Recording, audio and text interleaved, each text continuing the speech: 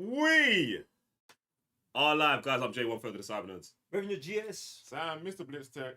Welcome back to the channel and welcome to a historical moment. It is the last live. It is the last Cyber Nerds live of 2023, ladies and gentlemen. So come in, get ready. We've got an exciting show today, man. If you haven't already, make sure you're hitting the thumbs up, subscribe to the channel, and hitting the notification bell so you can get notified for every other live we do in the future. Get me? Listen, now, today, we've just got a lot of stuff to get through. Sam, what are you laughing at? Every day, man. Just life is something to laugh at, you know? I know this. I just had to ask, bro. Oh, okay. I just had to ask. Get me? You, man, listen. Let me run the show reviews like today. This is what we're going to be going through. We've got a whole stack of Patreon requests coming at your head, chest, and neck. I'm back today, as usual. We've got the Animal official trailer, and I would break down what these are, but they're Patreon requests. I've got no idea. We've got Civil War trailer going. Obviously, we're going to be taking all of your super chats. So if you haven't already and you're in chat, when you get to the bottom, there's this $sign. Click it, and then you can write a question, query, comment, or theory there for us to read. You can also just tell us that we great. All of those kind of things. Also, we're going to be checking out the If trailer. Way too fast, brother. Jeez. Just trying to get to the trailers. Jeez. If it's John Krasinski's new movie, you get me. So we're going to be checking out the trailer for that. Hopefully that is good. Then...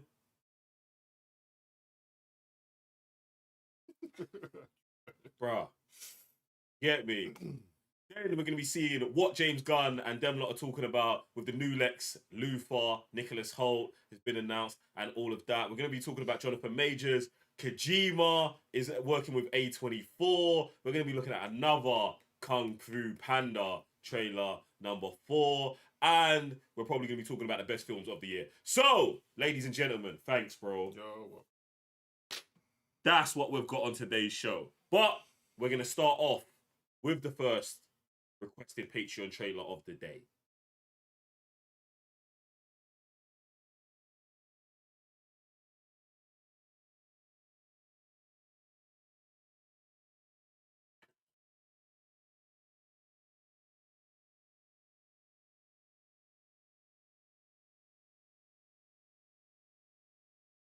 It wasn't personal to me. Okay, पापा, let's play a game. मैं पापा और आप बेटा. आपको याद है? 5th standard में था और माइकल जैक्सन का कॉन्सर्ट हो रहा था बॉम्बे में. You knew what a big fan I was of Michael Jackson. मेरे सारे दोस्त जा रहे थे पर मैं नहीं गया क्योंकि आपका birthday. उसी दिन को replay करके कुछ नहीं करना आपको. आपको बस पापा पापा करना है और मैं आपकी एक्टिंग करूंगा. Okay? शिद्दत से करना पापा. मेरा एक ही मौका है. Okay? Action पापा.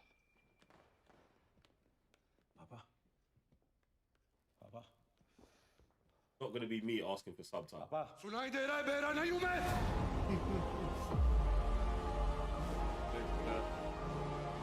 He adores you. तो उसके लिए सुपर हीरो. दिन में 10 मिनट भी नहीं दे सकते अपने बेटे को. I've cut my hair. पापा को छोटे बाल वाला हेयर पसंद है ना? Nice haircut. पर तुम लंबे बालों में भी अच्छे लगते हो. I'll grow it again, पापा. जब तू वापस आया तो मैं कितना खुश था. पर तूने जंग शुरू कर दी. मर गया वो. टाइम बताएगा. मेरे पापा के लिए मेरा प्यार फेल है, पास है या दुनिया में सबसे फर्स्ट है.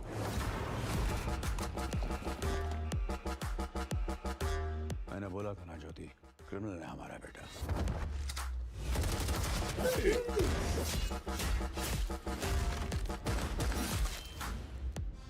पापा के लिए प्यार जोक नहीं, रोग है. I really wish he had died that day.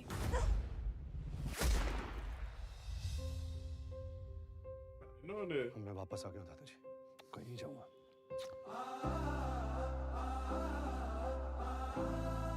जिसने भी पापा पर गोली चलाई, बलबीर सिंह पर गोली चलाई. मैं वादा करता हूं अपने हाथ से गला काटूंगा. On that earphone, that ringing was very there. ये सब प्लान करने से पहले मुझसे पूछ होता। अब से 100 चीजें करूंगा पापा, हर बार आपकी परमिशन नहीं दे सकता। You're fighting ghosts in your head. Do you even realize that? मैं गो से लड़ता नहीं, उन्हें कहा जाता हूँ। आज के बाद एक खरोच भी आई, दुनिया जला दूंगा पापा।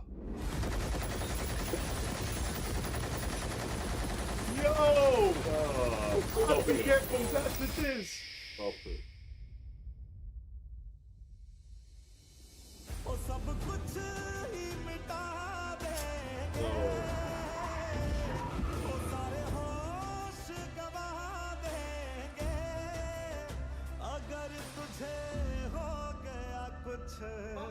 सारी दुनिया जला देंगे।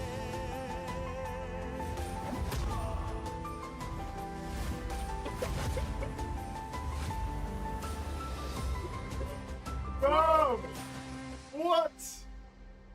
What? Shut up.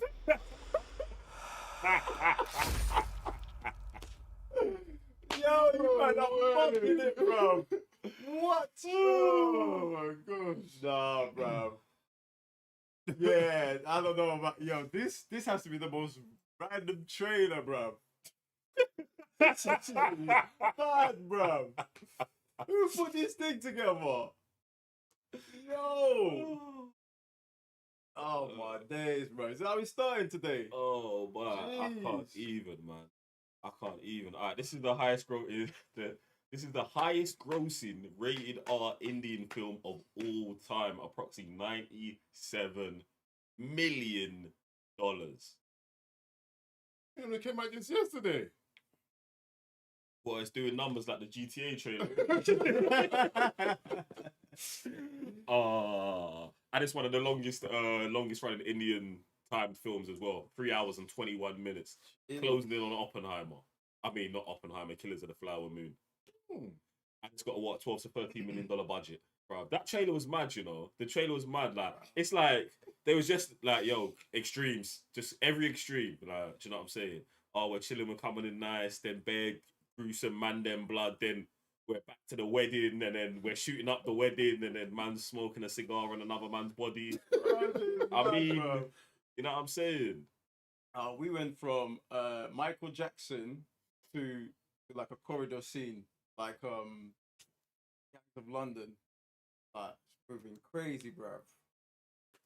I don't know how to even explain what I just watched, to be honest. How can you? That's what I'm saying. That's what I just have to watch it. Just see what. What? Watch the movie. Yeah, but they didn't say where. I don't know if we could even get it here. I mean, it said it was out. It said it was already out. But we're able to find it. Mm. It's gonna be somewhere, man. Listen, look, I just want to go straight into the next trailer, man. Look. The next trailer. This is Alex It's written and directed by Alex Garland. Called Civil War. Doesn't feature Captain America or Iron Man. I mean, I don't think it does. Do you know what I'm saying? If they're in there, then get me. But yeah. Let's dive into another trailer, man, and see you all go on. Get me. If anyone who doesn't know Alex Garland, he directed Ex Machina.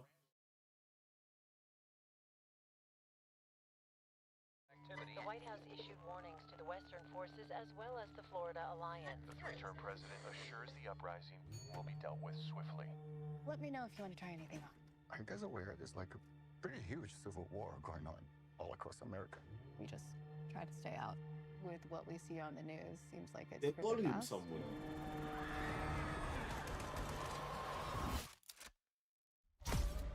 Citizens of America, the so-called Western forces of Texas and California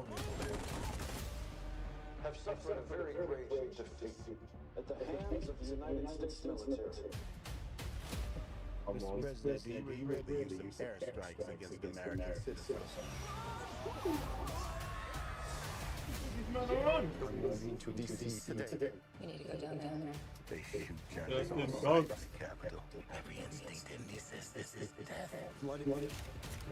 That would be. Every time I survive the war zone, I thought it was sending a warning. He had a valley over his whole face. Maybe it Don't wasn't. do this. but here we are. There's some kind of misunderstanding. What? I hate this shoot. Okay. The guy. Yeah, I hate this shoot here. Okay. What kind of American are you? That's what I'm saying, bro. You don't know?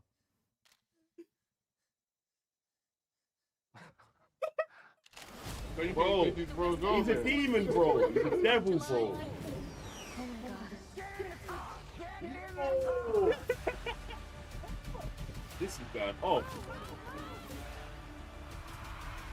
You're gonna hang back. I'm not hanging back. One nation under God. What? With liberty and justice for all. The president.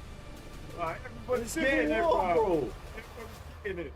God bless America.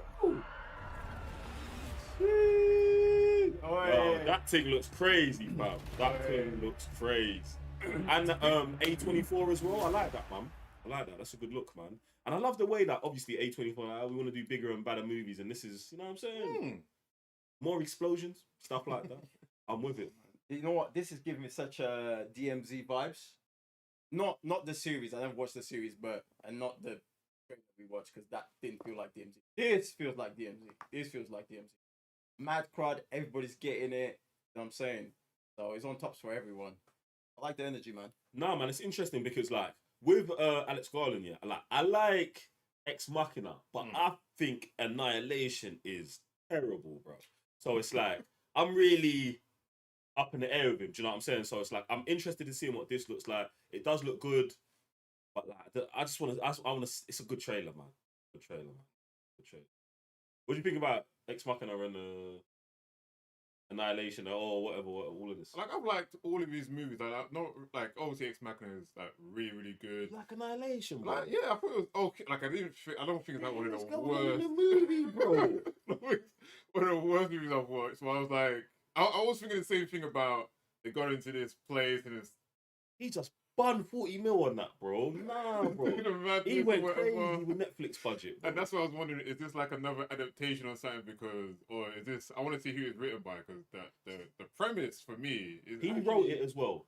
And this is what I'm saying. The reason why I think that this is going to be better is because it's linked, because A24. Yeah. A24 wouldn't let him go off the rails, had Netflix let him go off the rails with Annihilation. Right. That's what I'm saying. Bro, Right. in my mind, yeah. he's done Ex Machina, yeah? Independent. Oh, yo, I got Oscar Isaacs. I got Vakanda, batted the thing up, yeah?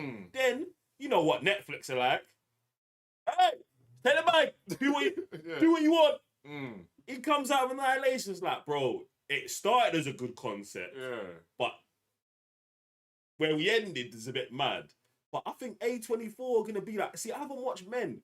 But look, Men's on a 6 minute. See, look, he went back independent after. He had to go back. Bro, I'm telling you, I didn't even. Thank you, producer Sash. Thank you. Do you know what I'm saying? Then he went back undercover. And now he's back like, okay, you know, A24, they believe. I did another independent movie. I'm back on A24's radar. And I've worked with You know what I'm saying? He has got a decent, like his resume's decent for how many films he's got. So I'm really hoping him and A24 bring it together. I'm hoping this is his best movie. Yeah. You know what I'm saying? That would be good. Because if it's not, then yeah, it's getting sticky, bro. You know what I'm saying? He also did. Did he also say 24 weeks later? Was that also him?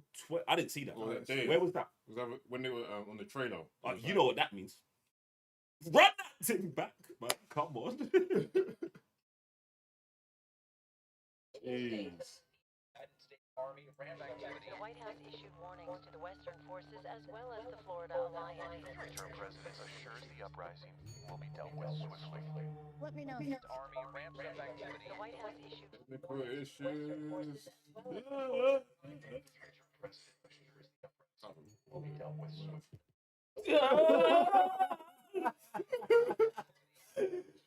Try to right click it. Florida Alliance. Ooh. Mum felt like Mum was in the time loop for a second, bro. Yo. Eee. States have United States Army ramps up activity. The White House Western forces as well as the Florida Alliance. Our president assured the uprisings will be dealt with swiftly. Let me know if you're trying anything. I guess it was like a pretty huge civil war going on all across America. Just try to stay out. She's like, With nah, what we see don't want on that the smoke. news, Seems like it's for the best. That's what people do. For some people. Citizens of America. Oh, The so-called Western forces 2 stars. Yeah, yeah, yeah. California. It's a civil war. What? It's a civil war part of it. No, it's just that I'm liking the little details. When he said Texas, and he said like Texas, them two. Like, Yeah, oh, the write-off. yeah. So yeah. They've not come together, bro. So it's different now. We're moving to DC today. We need to go down there. They shoot journalists on sight at the Capitol. Every instinct in me says this is death. Don't act like it. Time they survived the war so long. I thought I was sending a warning. Don't do this. But here we are. There's some kind of misunderstanding here. What? We're American, okay? Okay. What kind of American? That's mad. Bro, he's a demon, bro. You know? Across that border, bro. You American, bro. Man, he's such a DMC team, bro. It's not a border, Sam. They're in America. It's all America now. That's the thing. Like, they're crossing the street, bro. Like, they're going anywhere, bro. It's over, bro. This is crazy. I'm not hanging back. One nation under God. Man, this is crazy, bro. Liberty and justice for all. He's definitely getting clapped.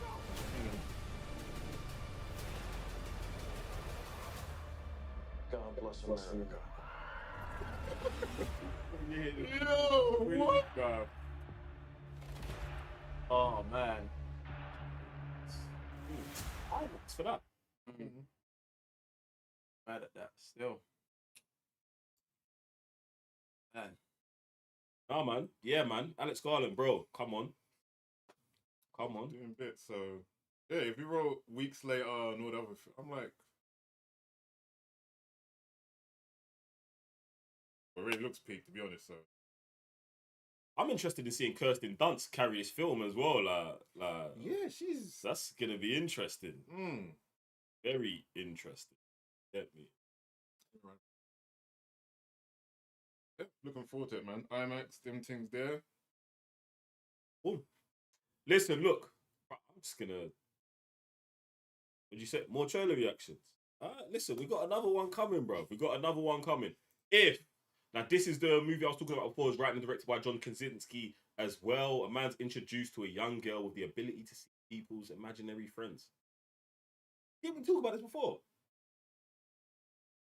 Oh, that can... Isn't if stand for imaginary friend? IF. I'm pretty sure we had this conversation or something like that. No, I don't think we. No. Oh.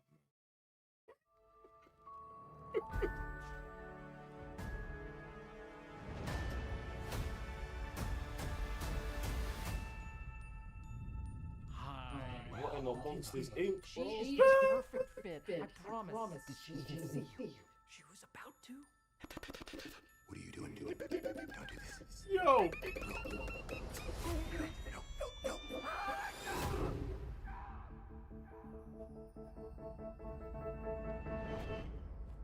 Hi. Yo! Oh, God. This is just so exciting. What is happening? Well, that's a perfectly understandable question given I'm an if. Get it? Imaginary friend. Our kids grew up, so we need new ones. You could save all of us. All of who? And don't say it. Let him say it, or I think his head may actually explode.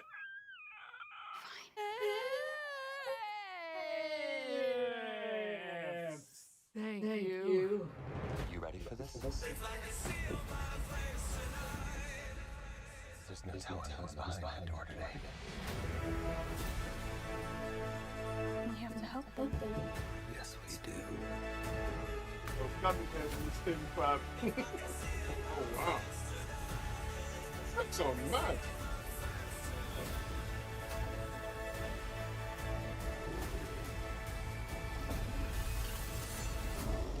Not gonna ask you again. Put some pants on. You're freaking everyone out.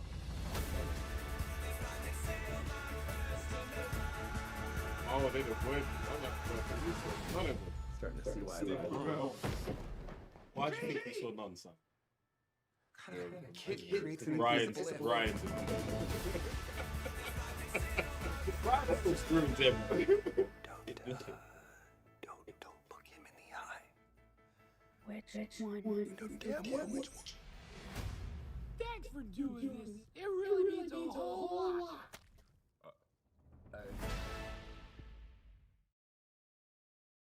Yeah. I'm gonna need two edibles in it for this movie. Oh my still. god. I mean, we're talking about imaginary friends, isn't it? I need to get into that imaginary space. But yeah. I just don't know what John's on right now. I'm lost, man. I'm lost. I'm lost. I guess he does get to pair up with Ryan Reynolds on this one and a whole bunch of, you know what I'm saying, good voice actors. And I'm looking at his films. The last thing we got from man was A Quiet Place 2. Now he's like, I'm going animated. Or do you know what I'm saying? Like Already. family, yeah. Like, bro. I was expecting this to be some sort of crazy dark thriller or something, bro. Staring at Ryan Reynolds and the Monsters Inc. Do you know what I'm saying? B-tier library, fam. Oh, I guess he had to do one for the kids, innit? Bro. Did he though? Did he? It's a bit of a Did weird he? direction to take. Yeah, but this is like the kind of movie like parents gonna take their kids to watch, isn't it? But it's not that's about fine. it's about why you're doing it. Why you come off A Quiet Place 2 and say, oh, I'm gonna do a, you know what I'm saying? I'm gonna do a wacky movie about an imaginary friend. But then I'm like, Ryan Reynolds is involved. And I'm like, oh, I can get it how you, man, got together and was like, we should do something crazy. You know, Ryan's got billions of crazy ideas, don't he? John's gonna do it for him. He probably got him into the Marvel thing. See, bro, it starts connecting when you start connecting it like that, innit? Get me? But who knows, man? What's it? Handshake is like, I could get you into the Marvel universe. Hey, you want to be Mr. Fantastic? Yeah. at least in an Elseworld situation. You want to be a Doctor Strange? You know.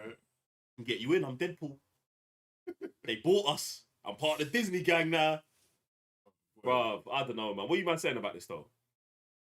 For family, yeah. Like, would I go and watch it just to go cinema? No, not really. Like, it looks like jokes, but I don't feel like the jokes will be hitting the way I would say my favorite Pixar movie jokes would hit. So something like Big Hero 6 or Up, Toy Story.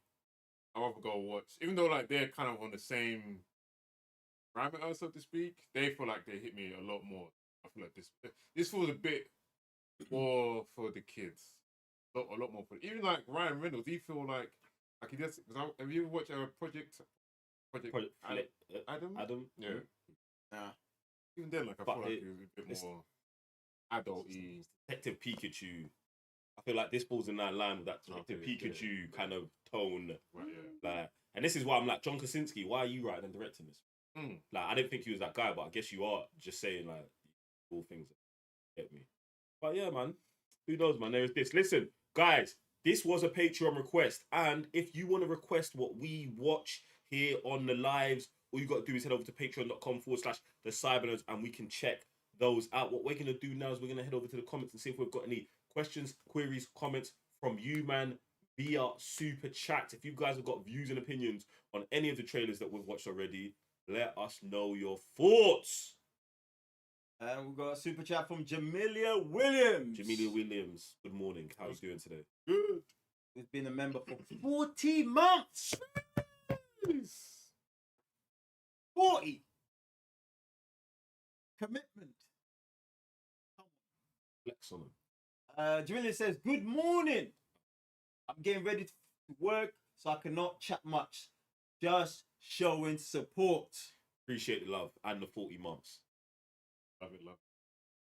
Come on. Yeah, shout out to you guys. Listen, if you are on your way to work, if you're waking up in the morning, whatever, if you've got a question, query, and all of that, like I said, send it into super chat. And if you want to request what we're watching here on the show, you man, patreon.com/the cybernerds. Now, we've slapped up what, 3 trailers already?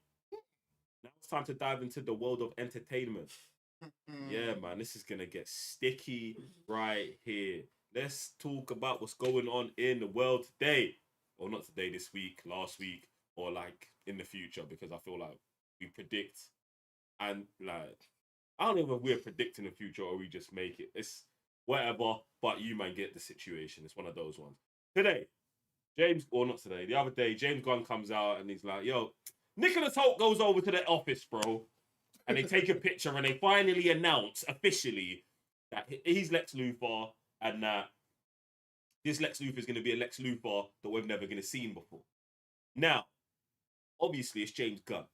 Obviously, you've got to sell Lex Luthor. Obviously, due to the fact that there's hundreds of incarnations of Lex Luthor, saying this it really means nothing. Yeah? But, listen, bro, hey, let me land. We're getting there. We're getting there. My question today is not about James Gunn's comments on his Lex Luthor, but we're going to open the writer's room today. Boom. The doors are open. And if you had to create a Lex Luthor with Nicholas Hoult, what type of Lex Luthor would you create? If you're about to start Googling, put your thing down, bro. I just need to get some visuals on. Nah, bro, what's this, bro? What's this? No, bro. You've got the same information as everyone else, bro. The same information as everyone else. What shit is this, bro? Get on there. No. Go on. There you go. That's the question. Look, you can go last, bro. There you go. Just have as much time as you need. You get me? I'm gonna take this as well, bro. I'm just gonna take this. I got it. We're good. Boom. What kind of Lex Luthor would? What kind of Lex Luthor? Do you know what I'm saying? Let's think about it. Chat, you're involved in this, man. Let's think about the kind of Lex Luthor incarnations we've had, yeah? So, we can go to like what? I want to say Kevin Spacey. Okay. Yeah? We got the Kevin Spacey. We got... For me, personally, I would like the Rosenberg. Look, Sam, let's calm down. Oh! You're making your own one. Yeah? Yeah. You're making your own one. You're making your own one. So, I would like to see a Lex, obviously, before Superman... He's trying to, let's say, run the world, say, in the best manner possible. So he's living in the world of DC. He's seen, like, madness going on. He just wants the best for the world. So we see this kind of Lex where it's like, all right, this guy is trying to make the world's renewable, like, stuff like this, stuff like that. He's trying to, he looks kind of nice on the outside, yeah? But obviously we know about stuff about his father. He goes through a madness, and then Superman comes down, and then he feels like, let's say he beat his dad to the point where dad looked bad, so he beat him, and he's like come up across his dad, so he's like, oh, Lex is not going to be like his father. He's kind of like trying to change the way the Lex or Luthors look like. And then Superman comes down and just with ease just goes around the world saving people, and that kind of, I don't know, stews something up inside Lex to make him feel like this guy's an alien, almost like the Batman side again, where it's like this guy's an alien. You don't know what his true intentions are. Is he trying to save the world, or is he trying to be like? Obviously, this man don't live in the same world, but is he like trying to be an omni-man where he's trying to make the world a kind of place, and then maybe be then the authoritative thing that we can't stop? That's the kind of Lex I would like to see.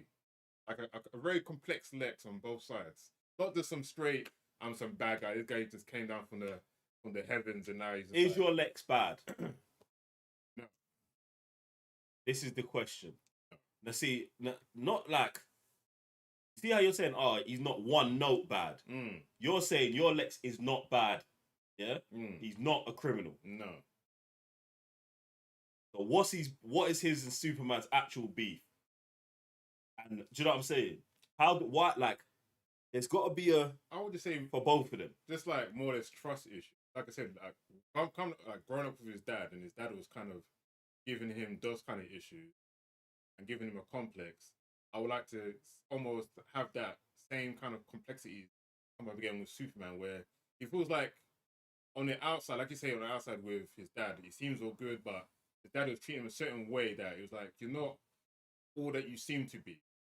Even though you're, like you're saying, to the public, you're looking like you're all good and all this, but at home, you're actually kind of a madman. So we're saying with Superman, where we don't know man's true intentions, you're an alien, tries to come across some kind of way, but then something stews up in Lex to be like, I can't actually trust you. He tries to bring the public on his side. It doesn't actually happen because Superman is actually doing good. It feels like he has to take man down. Do we have some sort of scoop where Superman, your story, bro, does something dodge? Like you make question Superman. I wouldn't like going down routes like this if it's not true. Do you know what I'm saying? Because then it's like it's your thing, but I don't know what's happening now. We're all involved now. Yeah, because obviously he's like Lex doesn't trust Superman. So as the viewers, are we just seeing Lex is just, I don't know, has some complex, or is Lex seeing something that we can even be like, he might be on something? I don't know. I feel like in the situation what we're talking about, I'm leaning towards making Lex the good guy, bro. Lex has to have solved the situation that Superman is making worse. And this is how, if we're trying to move, and it's not about making Lex good, it's about making the challenge harder to take Lex down for Superman. Because if Superman's a criminal, it just ends with me flying in, taking you out, boom. But if Lex is President Lex and has almost been the Iron Man, the Reed Richards, and now the president of the situation where I solved sustainable energy, so we don't have deficiency in energy in the city no more, yeah? So it's, you know, the forever city or the city of tomorrow. He is the guy who made it. Yeah, you see where we're going. He's the guy who made it the city of tomorrow. Then he's solving this, yeah? He's solving the technology, and then he's become president, and he has created a status quo where crime is at a minimum, and he's pretty much solved the human equation. Boom. And then Superman's emergence then emerges the meta-human equation that Lex has not solved. And then I feel like this could seed a friendship or almost an alliance, or depending on how you want to go with it here, it can start bad, it can be good or whatever. And like Superman is then the equivalent to him for metahumans. He's the only one who can do that. But then there's the, you know, human, metahuman thing where these two have friction. Do you get what I'm saying? Because then it's like, bruh, if Lex is a good guy, how do we take man down? And he should have like a legit reason, because Superman just looks like the rest of these man in terms of what's going on. But then you're going to have a more populated world of metahumans doing stuff. You know what I'm saying? It's like Superman always stands out as, I always know Superman's the good guy. You know what I'm saying? Like, you're walking, like, bear in mind, I guess it's the media, innit? The media, it's the Daily Pigs. You know what I'm saying? Because they're publishing a newspaper saying that one is the hero. Yeah, and it's easier to see Superman because he has superpowers. He can just scoop. You know, I'm talking about the everyday person though, so it's like you may have never actually seen Superman, right? Yeah, and that's what I'm saying, because you might not have ever seen Superman, but you might have seen other metahumans. So, and think about, in that universe, everyone's like, Superman's the guy. Yeah, he's the strongest. But it's like, how does that narrative come? That narrative comes from him doing stuff, that him comes from people seeing him and media coverage. Yeah. But on a day-to-day basis, you're seeing all these other metahumans. So it's like, you want to build public perception to be scared of all metahumans and have that positive narrative about Superman not be there. That's the best thing about Superman, where we're breaking down now. Okay. It's the narrative that they've put out about him. Now, if the newspaper, if the Daily Planet is ran by Lex, Lex is put in, what are we doing about the metahuman problem? He is brushing them all with the same paint now. So it's like, and there's no positive media about Superman, whether he's saving people or not. It's just word of mouth on the street, but there's going to be as much word of mouth as positive stuff as it gonna be a negative stuff, depending on where you're at now. Right.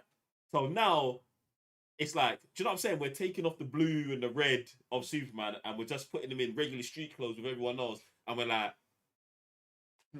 Lex. You know what I'm saying? Judge who's good and who's bad. And now it's down to his discretion, and he sees all of them as the ops. Yeah.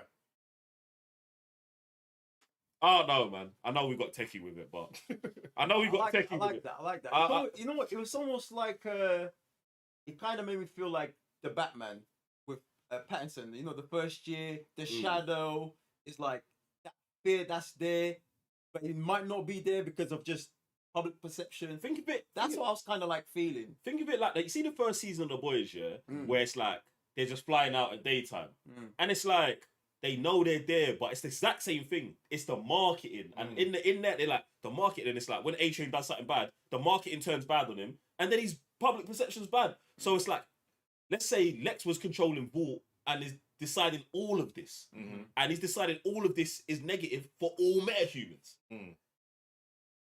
It's a civil war on the streets already. I was about to say, then he would also be put in the military.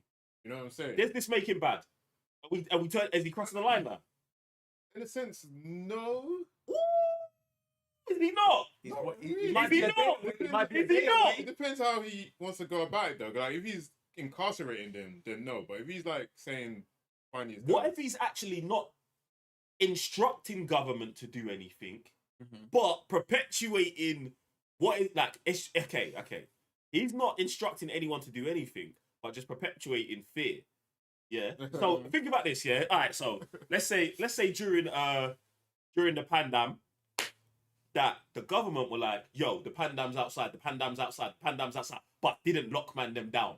Everyone was at their own discretion to decide what to do. What would happen? Madness. Exactly. Madness would happen. Exactly. So it's like he's also smart enough to know that he's not responsible for that. That's what I'm saying. So wouldn't he then bring it around the military? But he's controlling it. Because almost like you're saying, these guys are out here doing what they do. You say, okay, that's bad. What are the humans doing in this situation? They'll be like, they're shook. They're staying inside. Yeah. Some may be. Some might be against it because some of them are going out after metahumans. Yeah. And then some metahumans are staying inside, and some are like, "No, we're fighting back. We've got a full-on X-Men thing going on outside. Superman's on the streets helping or saving as many lives as possible on both sides." Yeah. Crossfire. That's what I'm saying. So him being a president, you only have to. You see how dark our world got. So I guess it's because it's Superman, you know. Yeah, because it has to be. Right. It's like this movie's gonna be mad, bro. No. Our movie's gonna make sense. Our movie would make sense. Our movie would be legit, bro. Like, fam, think about it, because it's like it'd have to be. If Lex, it's only if Lex is the main villain, bro. Because this is the only way he could beat Superman, bro. And it's like I would try, bro. I don't know if Superman can beat Lex. Like he can kill him, but I don't know. Like when they that's not good, is it? Yeah. But this is the thing. When they make Man the Martyr, innit? Bro, when they line them up here, I'm like, how does Superman beat Lex? Bro? Lex is damn near Lex is Batman, bro, without the physical training. And in some situations, he's got the physical training. Do you know what I mean? I think there was even a comic book time. I can't remember what I was reading. I was like, who's the smartest in the DC? And I think Lex might be second. Who's first? It's got to be Batman. I think it's Batman because I think it's one of them two, if not both of them for me. It's DC, it's deceased. So I think Batman obviously got turned into a zombie. And I think someone asked the question, is Batman still, or is Bruce still alive? And they were like, no. All right, so since I'm the smartest in the room, so I was like, all right, cool. So Lex kind of knows as also. But like you're saying, if you're to perpetuate such a thing and become president, bro, so the only way to stop man is to kill man. But see, and that's the thing. I feel like maybe Lex is the villain to Superman that obviously Joker is to Batman, where you have to put Lex in a position that Superman can never stop him, bro, and let him live. Like, I would say maybe if it was man's universe, Lex would be the president, bro. But Like, So Lex is the president. Lex has got to be the strongest person on the planet, human being on the planet. Yeah, that's the only way he beats Batman. Yeah, Okay. that's how he beats Batman because he is the president, and that would put Batman on the opposite spectrum of that. Do you know what I'm saying? Making Batman the president of whatever. Let's just say metahumans in terms because he's the leader of the Justice League. Yeah. Excuse me. You feel me? Yeah. So yeah. we're here and here. And that should land Superman in the middle. Get me, bro. In between, both of these men can clap him anyway. But do you know what I'm saying? Like, I just think it's interesting, bro. I don't know. Have we got chat? If chat didn't get involved in this, that's crazy, bro. That's what I'm let's see saying. if we can get chat involved in. Where did this thing go? Oh, there you go.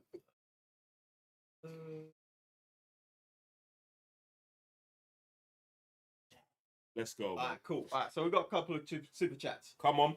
Man like Harry. Harry, what's popping? What's good, fam? Hey, yo, what's good? Your South London brothers checking in, excited for the week today. Main event of 2023. Come on, we're in here next weekend, guys. If you're in London or surrounding areas, we're going to be here in the Cyber Nerd studio watching Rebel Moon and a whole bunch of other stuff, having a great time. If you want to get involved, there should be information in the description. Question, what are your top 5 films to see in 2024? Can't wait to hang out next week. Right. If you had a list somewhere, Callum there. So what? Dune is 1. Rebel Moon Part 2. Batman's 25. 2024. Isn't there like another? The two that come to straight away. The two. Do you know what? Yeah. I feel like we're more so thinking about the what's most recent. Oh, I think. There you go. Come on. Is thing coming out next year? Gladiator 2. I'm gonna run you, man. Yes, I'm gonna run you, man, through a list. Yeah. All right. Kung Fu Panda 4, the Bob Marley One Love movie, Mean Girls, Madam Web, Rebel Moon 2, Godzilla Kong, The New World Empire, Ghostbusters, Frozen Empire, Dune 2, Furiosa, Kingdom of Planet of the Apes, ding. Inside Out 2, Bad Boys 4, Deadpool 3, Craven, Twisters 2, ding. Despicable Me 4, Alien, Revivals, I think that's a TV show. Beetlejuice 2, come on, ding. Borderlands, Transformers 1, Wicked Part 1, Gladiators 2, Smile 2, Joker 2, Mufasa, A Quiet Place, Day 1, ding. What the fuck Mufasa's doing it? But that's not directed by Kaczynski. No, it's directed by Morton Skornowski. So maybe that answers the question to why John Krasinski is directing The Beekeeper, Venom 3, Sonic 3, The Ballerina, Argyle, Mickey 17, Terrified 3, Paddington in Peru, the Garfield movie, Arthur the King, Damsel, Knives Out 3, Winnie the Pooh 2, that's the horror one. What? Beverly Hills Cop, Axel Foley, Den of Thieves 2, The Underdogs, and Sometimes I Think About Dying. Woo! Den of Thieves is getting a game as well. Huh? Den of Thieves. Come on. Great. Come on. Boom. Yeah, so, yeah. Do you know what? Yeah, that was my whole most anticipated list of 2024. Just so, yeah. Get me. What are you looking forward to in that list? I'll probably say the ones that will stand out the most probably be Gladiator. And it's not even because I'm super excited for it. It's just because I just want to see where you guys taking it, and it might be horrible movie. It might be my worst movie. Who knows? But I just want to see where you guys are taking this because I cannot see Gladiator past the first one, innit? I think we had a conversation about this before, but I'm just like, bro, where are you guys taking this? So yeah, Gladiator is probably gonna be my radar. I don't even know what to say about that. You don't have to.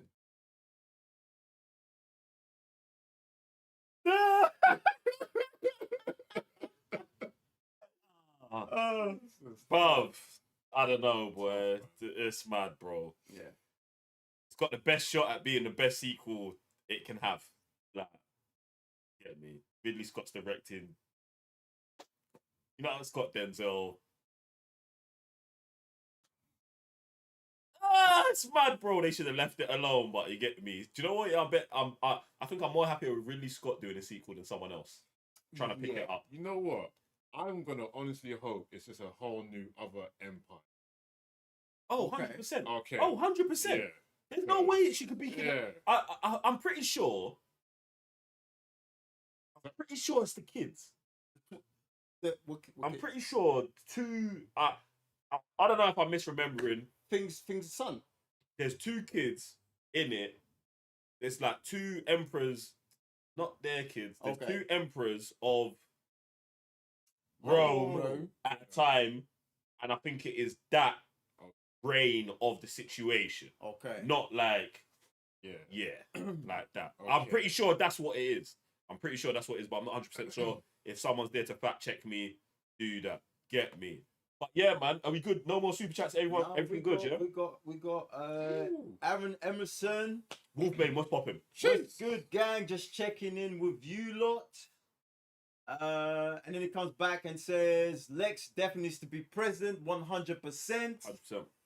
And he runs it back again and says, did you see the Netflix has all the Snyderverse?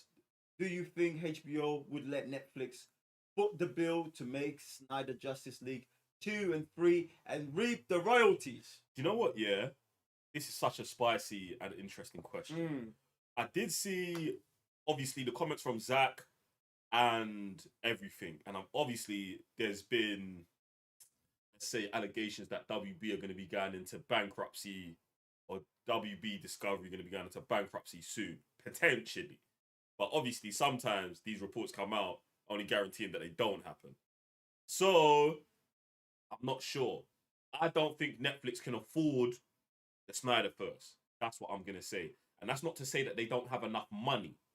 I don't think they've got enough peas to invest in that, thinking they're going to recoup whatever they're going to recoup. And I'm not saying they couldn't. I'm saying if they was to lay it all down on the table, it'd be a big, and when I say it'd probably be one of the biggest risks and one of the biggest film and industry deals that they'd ever had to make. And if you're lynching all of that on, and when I say this, I don't mean that just on Zack Snyder, because it's not just on him, but just on a universe, on a fraction of a universe that he created a decade removed from it. After during that decade, the owners of it have tried to dismantle it and put it into the worst kind of predicament ever. It's just mad, bro. It's like, bruv, you know what I'm saying? Yeah. I think the only way, if Netflix wanted it badly, two, wanted to make sure they get the peas back, cinema. No.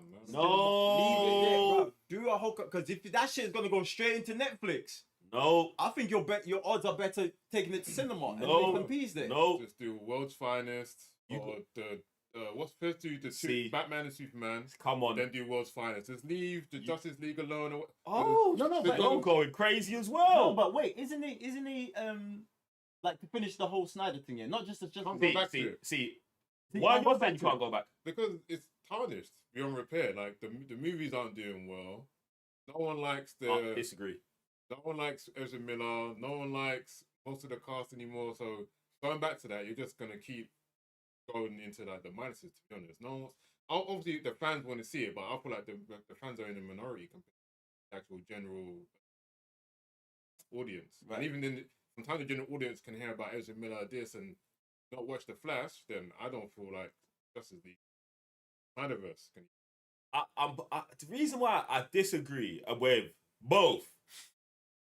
I disagree with going to the cinema because DC, firstly, DC are on a break here. Or we say on a break, but they're transitioning, yeah?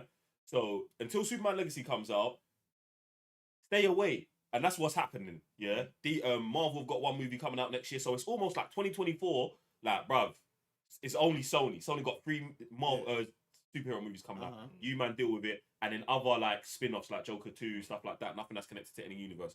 So I'm like, it wouldn't come out so soon. it wouldn't. It might come out in 2-3 years, but I would say because they're coming with a new slate, I'm staying away. I don't want anything to do with it.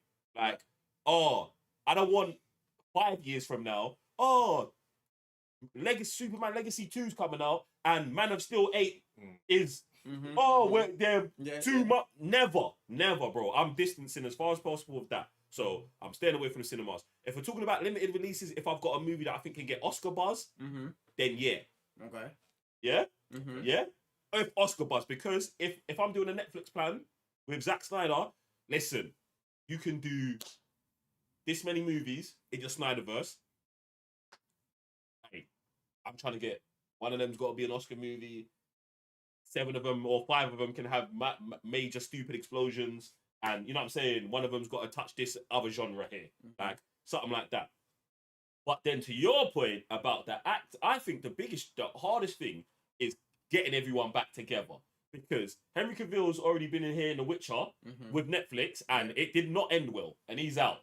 Do you know what I'm saying? So it's like we got to get Henry back. That's one thing. Then we got to get Ben, who lives with Warner Brothers.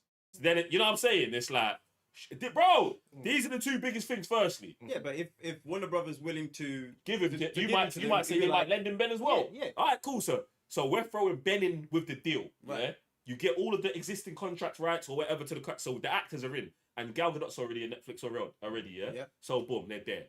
Ezra. That's a wild cut. Ezra's in. But the thing is, I liked what you did when you said I'm going world's finest.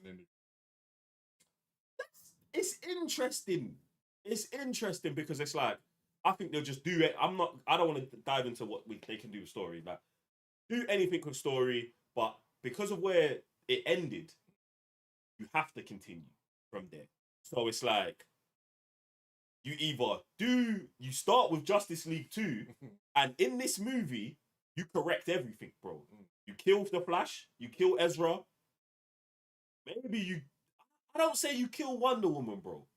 Like, I don't love Gal Gadot's Wonder Woman, but with Zack Snyder's directing, she's always been the best. Yes. So maybe we can get a new, invigorated Wonder Woman out of her. Do you know what I'm saying? Aquaman's definitely in. Like, Aquaman is the same. I think Jason Momoa and Gal Gadot's performances in the universe are the same. Depending, they go with the directors. Okay. Listen, you don't think so? No, I was about to say, for me, the cast, everyone's legit. It's just been tarnished. That's why I'm like, you just keep free. Man. I think DC's been. I don't want to say tarnished, bro, because all I think is what's gonna happen is in 2024 we're gonna chill. We're gonna get these mediocre, decent Sony movies, and 2025 when the Batman drops, someone's gonna write the headline. Comic book movies are back with the Batman 2. And then, but bear in mind what's going to happen by this time. Right. Superman Legacy is going to be 9 months down the corner. Marvel's first movie that had been fully reshot and is now ready is going to be good as well. And then we're going to get, I don't even want to say we're going to get a slew of super legit superhero movies from like 2025 through to like 2028, 29. I can almost guarantee it, bro. And if they're dead, what's gonna happen is the ownership of these things, like James Gunn, all of them man, they're just gonna get cleaned out super fast, bro. Because Matt Reeves is gonna prove that the piece is dead, and so is Deadpool as well. So that's what I think's gonna happen. But yeah, man, I don't think. Wolfbane is a great question. I don't think Netflix got enough peas for this. And if bro, it's just a massive undertaking, bro. It is. No, don't get me wrong. It's a massive undertaking, bro. Yeah, I agree. And to do it correct. Oh wait, how about Netflix has always got the P? To be honest. No, when I say peas, I don't mean legit. Like, bro, this is like bro. Do you know what I'm saying? Like, when I say peas, it's like this would be one of the biggest deals. Oh, okay. Done. Right, this is what I started with that, because it's like, look at what we're even in our throwing off the wall negotiations, we've got to wrap in that all the actors' contracts, all of this, and we're talking about a fraction. We're just talking about the Snyderverse.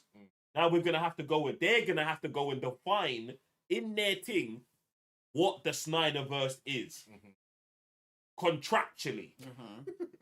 That's crazy. And then they're giving that to Netflix. What does that include? What characters does that include? What characters does it not include? Does that mean that these characters here, they now can't appear over there? Like, bruv, it goes mad, and I'm just like, Netflix, bro. Not that it would be bad for you, man, because the way they're doing it, they'll get into the whole superhero fight, innit? I mean, bruv, they've tried this before and it didn't work, bro. Yeah, but that shit was. It was, and then now what we do, and listen, it's a lot of listen, bruv. After what Zach's been through, I couldn't have, Netflix being like, I want to make the most of this opportunity with Zach, getting Zach, then doing the biggest deal in Warner Brothers DC comic book history and getting it, and then almost potentially two things happening. One, they're gonna end up retreading the same things that DC did.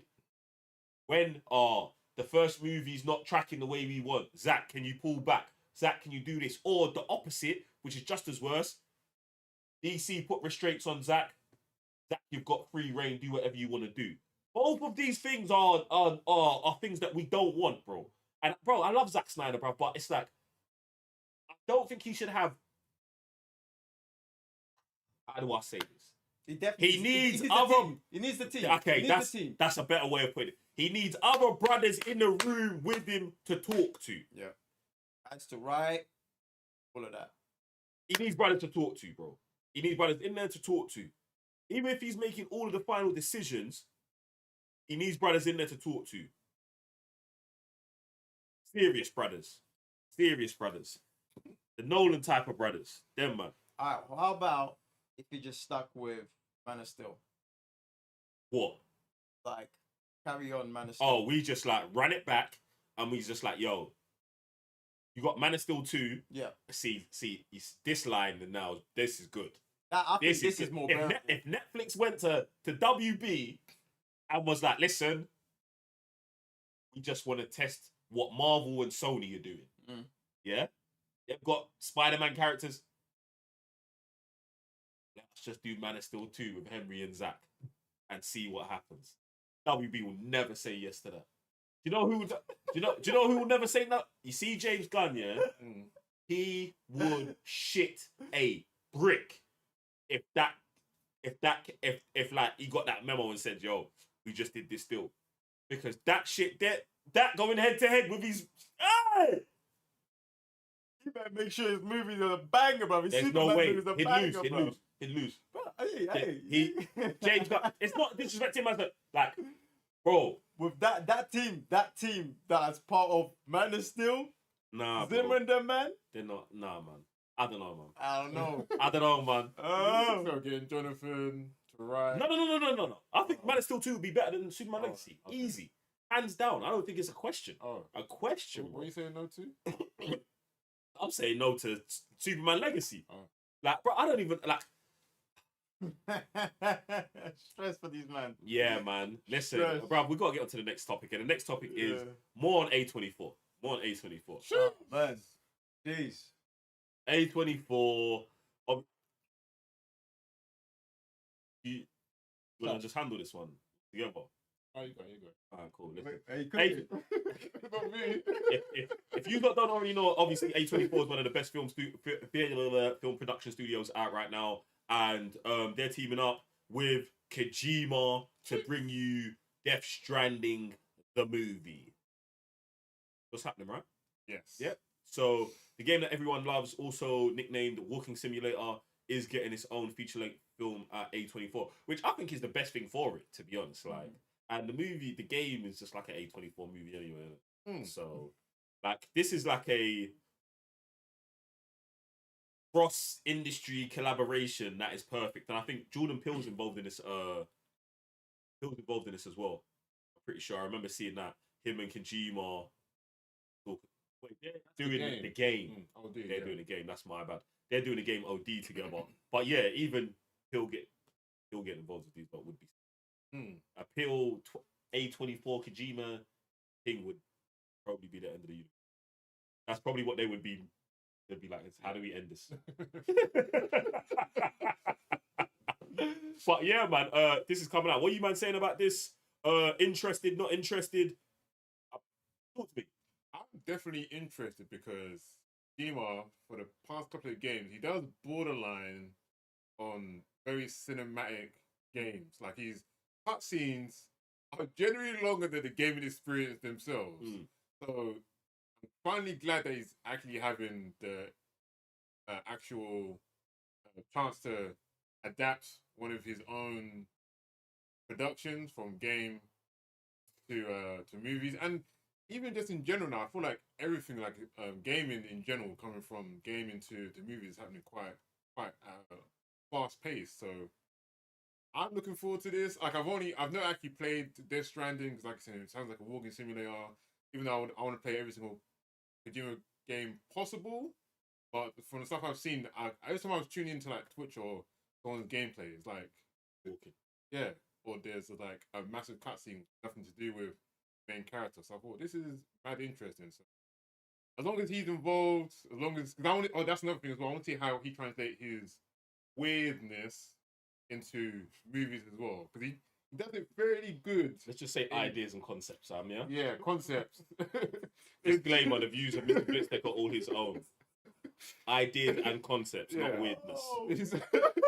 It's like, yeah, his ideas and concepts. Like the way he gets that into the game, it fits. But getting into the movies is a whole different ball game. So if he's able to do that, genius.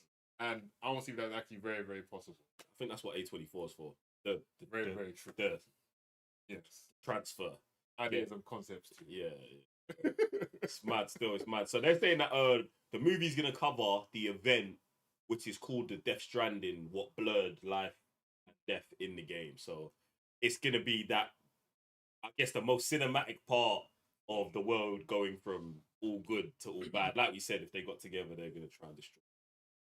Yeah, man, that's what's going on, man. Usual, jump in the super chats. Let us know what you man are saying about Kojima, A24, Death Stranding, and all of this situation. Oh, bruv. You know what? I actually think this is it's interesting for Kojima.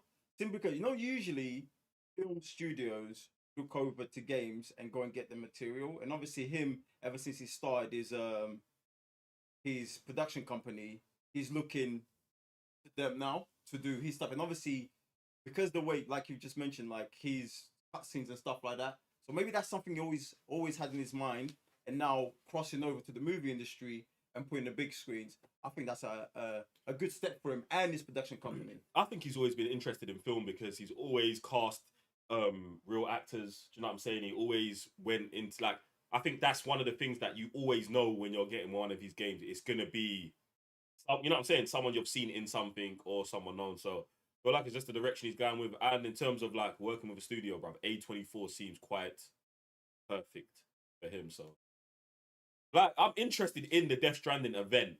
Like, it sounds interesting, and maybe if the film's interesting, it'll get me more interested in the game, because on the other side of it, like, where you're like, oh, you want to play all Kojima games, like, I want to play the games that are interesting, what look interesting. But then, obviously, Kojima's games are always shrouded in mystery. So it's one of those ones where it's like, it's not like a Christopher Nolan situation where I know I can go to the cinema, sit down, watch 3 hours, get that mystery clapped, and then keep on moving my life. In Death Stranding, the game has been out for 3 years. I've probably watched it on Twitch bare times, much as you, and I still don't know what the hell's going on. So, due to that fact, when it comes in film form, I'll watch it and be like, oh, this is an event I would like to exist in now, and I'll either get the game or I won't. Do you get what I'm saying? Like, bro, sometimes you got to give up information for people who aren't gonna look into your Pandora's box and dive in, bro. Get me? So it's one of those ones, man. Yeah, I was gonna say, because I feel like with his games, it definitely feels like if you was to tip your toe, I feel like you just have to just basically. Yeah, you do. It's not. No, but he told you that. And this is why I'm like, no, because it's like, bruv, the level of commitment you're asking for me for what you're presenting. No. And what I'm actually clocking as well, like, this could be basically his own Metal Gear. It is. Because what we're getting a part 2, and now we're getting a movie that explains previous events. So, bro, he could, bro. This is his like. I wouldn't be mad if what he's doing is building the world that leads to Metal Gear, and like he'll just stop it. Like you'll know, like everyone who plays the games will be like, oh well, this is, and then he's also locking maybe Devlot into, you know what I'm saying, like Konami with the IP. Yeah, you can't do like, and he's that guy. He would do that. So I definitely hear you on the whole Metal, bro. Him, Nolan, all their worlds are always all connected, bro. There's no way I will ever believe that these man made something in a singular, you know what I'm saying, in a petri dish, bro. I won't believe that. Get me? But there's your science talk for today, ladies. All right, boom. Woo. I feel like we need a trailer, bro. Ooh. I feel like we need a trailer. We're going off script, ladies and gentlemen.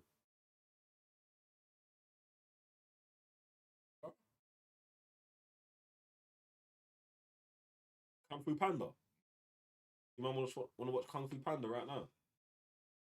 I mean, it'd be a bad shout. Come on. In fact, you know what we're going to do, ladies and gentlemen? Excuse me. Before we get to another trailer, before we get to another news, we're going to take a quick break. And when we come back, we'll have more for you.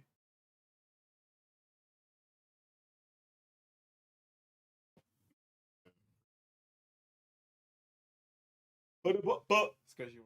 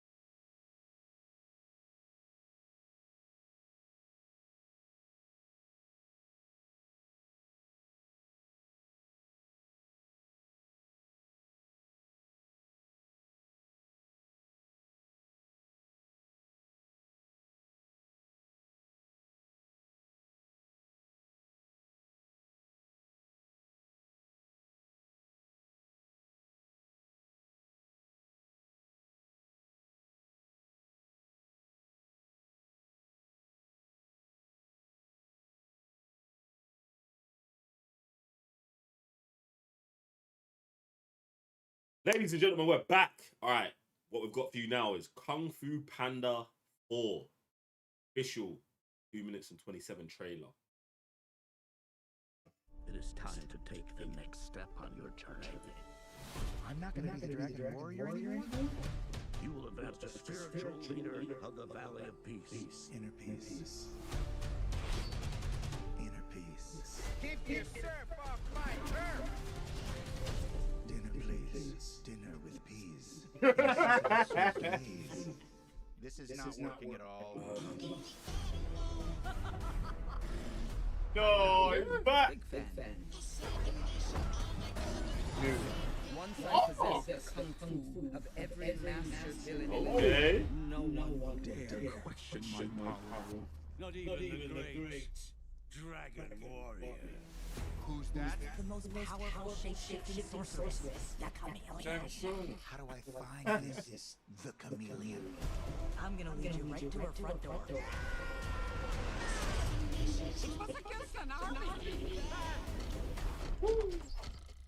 Then we'll just have to get an army of our own. What is this place? The best crooks and criminals live here. You're a wanted criminal? You sound surprised. Is it surprising? Now you kids be careful of those fireworks.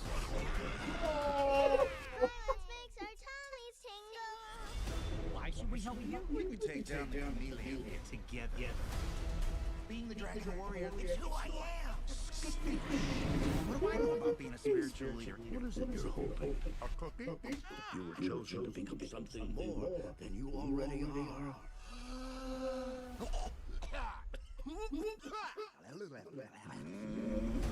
How should we do this? Quick and painless? Or slow and painful?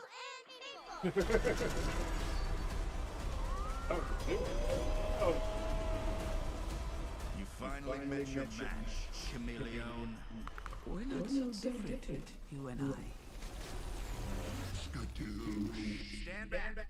I'm gonna kick my butt.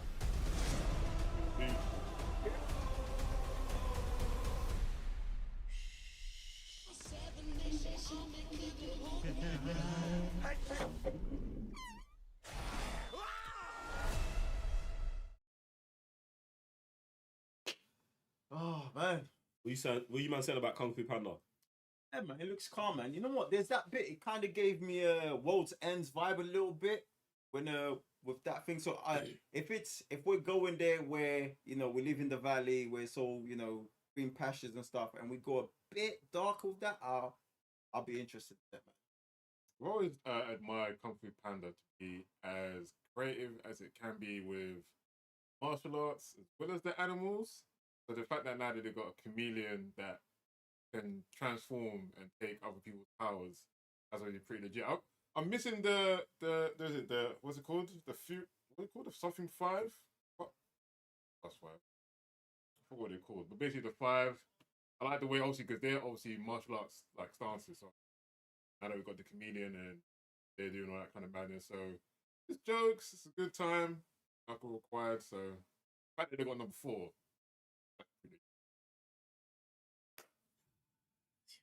Kung Fu Panda for you, gentlemen. If you've got any questions, queries, theories about Kung Fu Panda, hit up the super chats where we're heading right now. See what you've got saying. We got man like Isaac Taylor. Isaac, what's popping, man? We are experiencing a decline of a genre. Westerns are replaced by gangster films, and those were replaced by action movies. Superheroes may be next.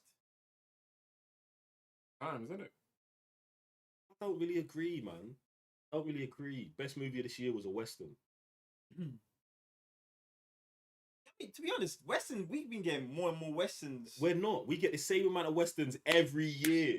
The same way we're going to get the same amount of superhero trailers, superhero movies every year. It's just like, next year, it's like I said, there'll be a lull. In fact, it's not even like there's going to be a lull. There's going to be, 4? Mm-hmm. In fact, Deadpool 3 from Sony, Madame Web, and Joker. That's 6. That's 6. Every Marvel movie, on average, earns $1 billion. Mm-hmm. So over their 33 movies, they've earned I think it's just under $34 billion. You know what I'm saying? Dang. Like, we're cool, bro. Like, people are like, oh, Disney are having it down yet. They made $2 billion the year before and have made $1 billion and something this year, bro. Me personally, I don't feel that. But this is where I'm giving the context of the situation. Yeah, and this is where I'm like, we're talking about the decline of a genre. How do people get to that? To be honest, I feel like what's happened is it's like a gold rush, innit? Like superhero movies were before the Avengers. Yeah, there were superhero movies before Avengers. I don't know how many were coming out a year, but I would still say I bet you it was about 3 or 4. Yeah, superhero movies coming out a year. Then superhero movies became the blockbuster movies.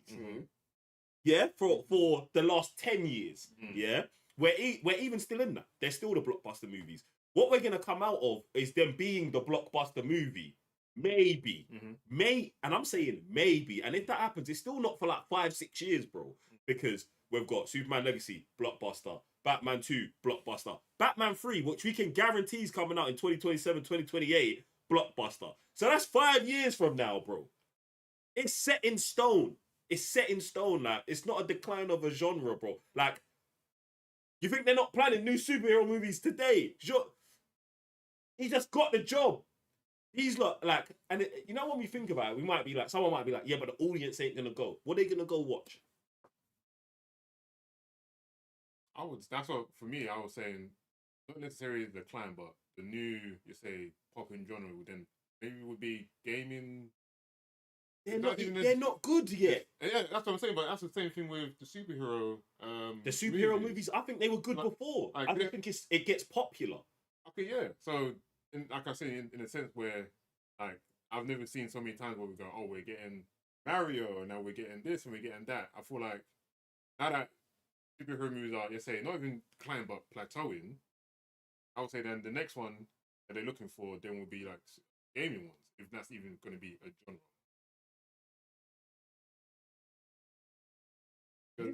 Minecraft is coming out, which I'm quite surprised that's getting a movie. I'm not surprised it's getting a movie, man. Okay, Pac-Man's got a movie. But do you know what I'm saying? Okay, yeah. But and this is what I would say. These things have been consistently, like, because Minecraft's getting a movie, we're gonna act like no video game has ever got a movie before.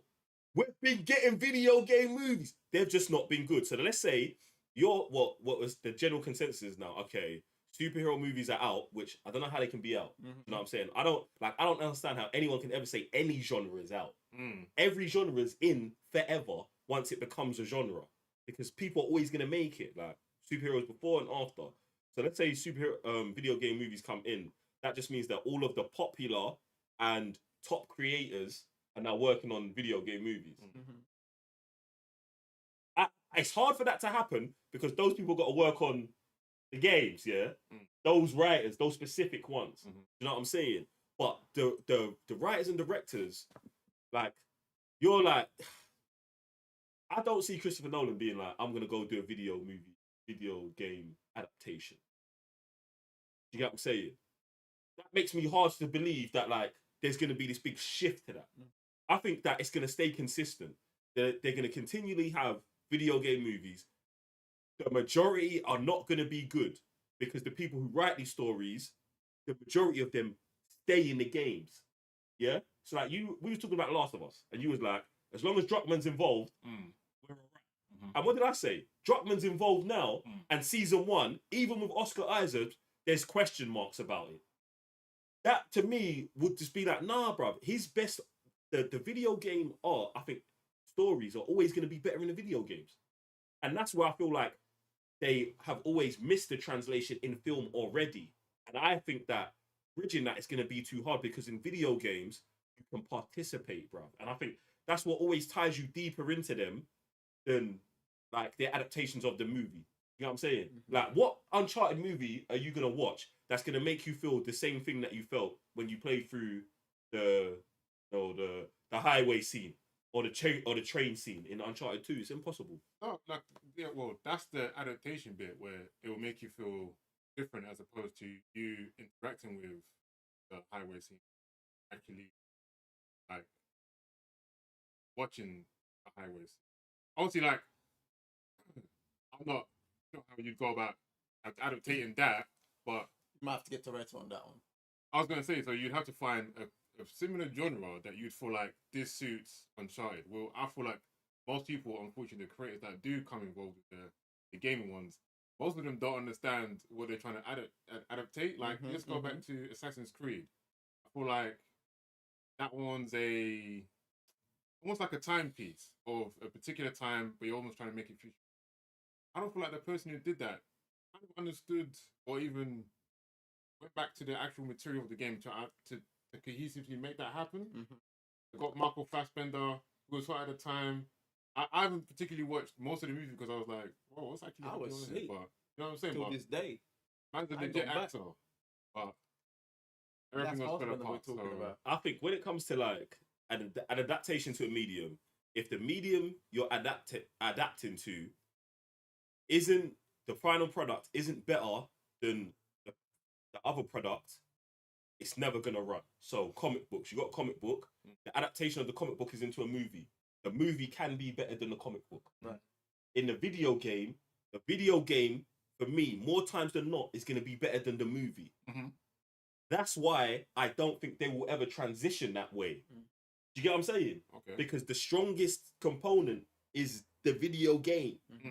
Whereas you can build on a comic book, you can build on an animation. You know what I'm saying? Into live action. This is why some people are like, yo, animated movies can't even win the best picture because it's an evolution of the situation. Whereas with the game, they've given you the best narrative, plus you can you're in it. Yeah, you're in it. It's so, bruv, even if it's like the movie's good, you're still like, bruv, I can play Uncharted. I'm like, making the decision. yeah, and I think so. In terms of just like video games being the next, I think that video games will always be there. Like their movies will never like be winning the box office, bro. Do you know what I'm saying? And I think if they are, that means there's something's wrong going on in gaming. Something's wrong in gaming. 100%, bro. Why you think gaming could be the biggest in games, and then they'll be dominating the box office as well? I would say it's possible. Crazy. If you understand the audience, because I don't feel like everyone that plays games is then also gonna watch the movies. I feel like if you're making the movies, you're gonna have to also make it for a casual enough person that they've never played said property. Go and watch it and be like, that's a banging movie. And I feel like that's what's missing majority of the time, especially with... I can't believe that's ever happened once. Have you ever watched a video game movie and been like, that's a banging movie? Yeah, what was it? This always happens. I was like, it's not banging. Don't bang. There is. I'm pretty sure. The only thing Gran Turismo came out this year, bro. You know what I'm saying? The only thing I can think of that was like perhaps the best was series Last of Us. And that's what I'm saying. If that's the best, bro. And The Last of Us is good, bro. But if that's the best, we're struggling, bro. Yeah, look it up, bro. Look it up. Come, we've got another super chat. Alright, cool. We got man like a DTR. Come on. Coming through for peas, you know. I need all of that, bruv. Where was you? You better been here for the Bollywood trailer. The machine gun used in Animal is the real gun, which weighs 500 kg and is made completely of steel.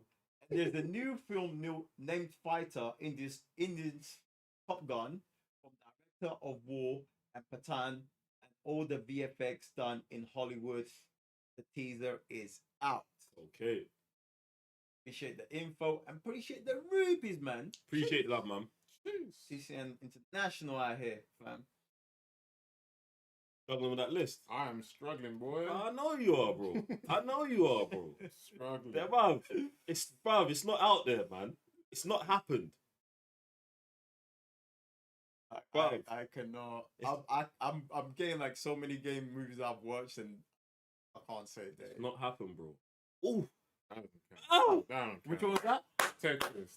That's not actually. No, bro. I'm not. This compounds my theory, bro. This compounds my theory. This is why I'm clapping, bro. And that came out this year, bro. Tetris is a drama, bro. That's the best way. That might be the best way. That's how I. No, go on. What do you mean? A drama about gaming will always be better than the video adaptation of the game. Do you know what I'm saying? Like, that's just... My man clocked that. He probably clocked that through Social Network, when Social Network is not even about a game, but Facebook is a game. Do you know what I'm saying? Like a product. Dungeons and Dragons definitely not banging. I mean, it's good, right? It's fun. Yeah, man, it's all right. It's all right, man. Listen, if you not think differently, if you think that gaming can, you know, dominate, like, do you know what I'm saying? Like, gaming is the biggest entertainment industry running. So, you think it could dominate there, and also its adaptations of their games dominate the film industry as well? Jump in the comments, let us know all of that. But next thing we're gonna be talking about is Kang, ladies and gentlemen. We're gonna dive into some Marvel crud, bro. Marvel, does that not give us anything?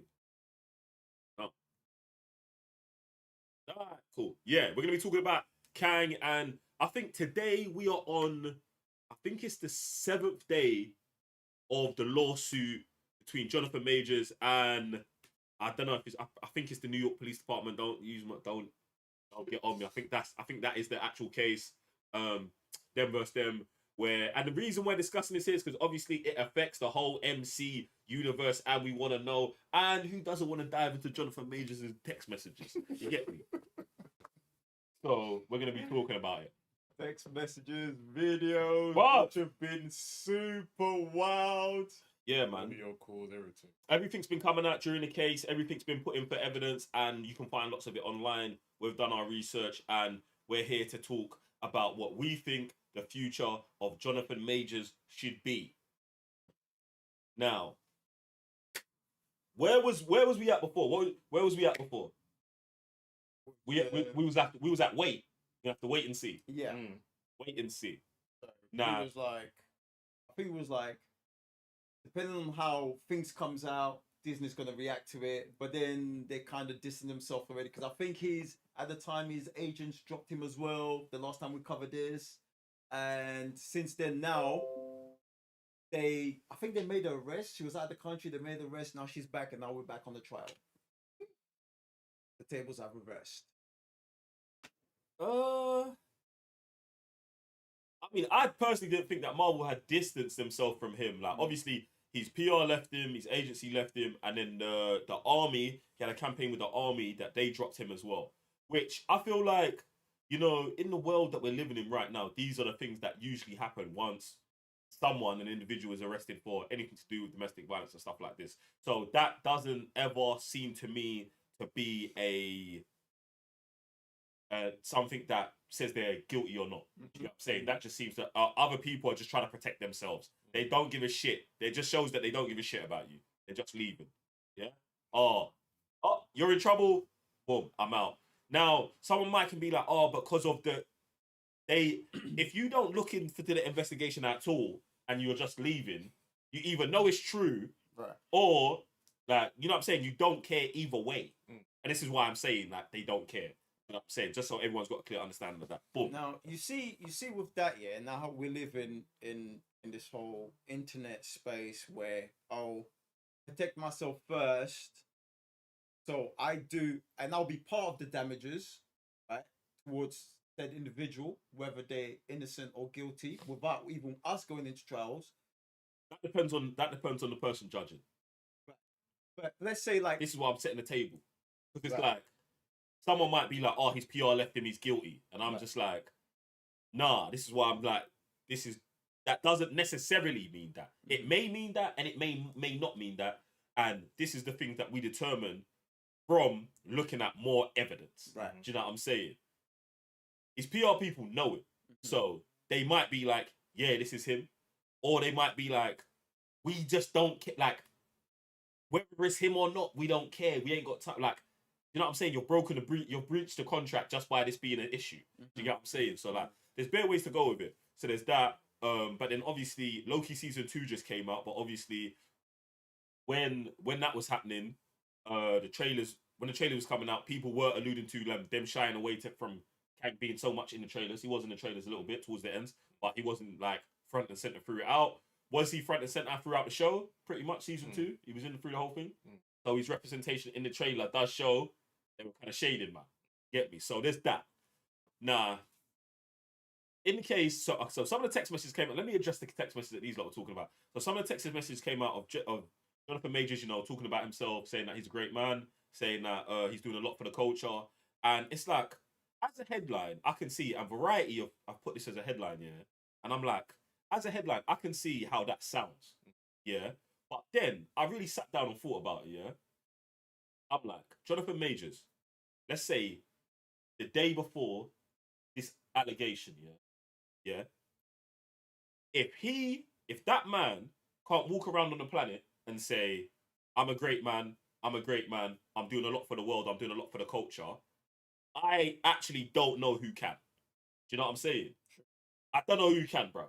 He's on the face of two of the, and at this time the movies ain't out yet, two of the potentially biggest movies of the year, you know, or two blockbuster movies. In fact, you know what? Creed's not even a blockbuster. I don't want anyone to try and get factually onto me. He's on a Marvel blockbuster, is, get me, and then he's in one of the best movies for the culture then. You get me? One of the biggest movies for the culture with one of the, if not the biggest, one of the biggest black actors out right now in Michael B. Jordan. And that's me discounting Jonathan Majors as one of them. Yeah? If he can't say I'm doing a lot for the culture and I'm the nicest, I don't know who can, bro. Do you know what I'm saying? And now obviously we're reading this in text messages talking about his girl and stuff like with his girl and stuff like that. And I know someone's like, "Oh, I'm skipping the domestic violence." We're getting there, but I'm just addressing the variety headline, the headline that goes out. People read, don't read the article, don't watch no videos on the trial, don't read the minutes for the thing, and then just assumptions. And I'm just saying, I think that for him to have that opinion of himself the day before get anything, or him saying this, I don't know, my man. So if he's been clapping people before or whatever, I'm talking about just in terms of his professional career, I don't think there's anything wrong with this. I think it's actually ludicrous to be the title. And if you don't have a mindset like that, I don't know how you're supposed to be the nicest. You know what I'm saying? I was going to say, what was the question you said? How could then you say no one can say this? Yeah, I said, I don't know who else is supposed to say it. Okay. Like, I can pick out bare man who can say it, but I don't know if, like, you've gone from not being able to say this to say, like, who's supposed to say this, bro? Because I was going to say, it's both, because knowing who you are and knowing what you're trying to do, you're going to say it, no matter who you are. But then when they try and cancel you, they'll use such quotes against you where they like trying to make you look narcissistic or something. Yeah, or make you seem like you're like, who do you think you are to even be saying these things when you're doing? He's the nicest, bro. He's the nicest. That's what I'm saying. I hear you. Yeah, I agree, bro. Because they're like this cancel culture BS. Like, you want to be cancelled, you're going to be cancelled. I don't think this is cancel culture here, bro. Like, prior to evidence coming out or whatever, like they try and cancel him. As soon, like you're saying, like everyone's trying to just separate themselves away from him, whether they believed him or not, or whether it was true or whatever. He's saying all these things. Like I don't think that's. It's always like a double edged, regardless of the individual. So you think PR shouldn't leave him? You think his management shouldn't drop him? No, like you're saying, like if they knew him, it's.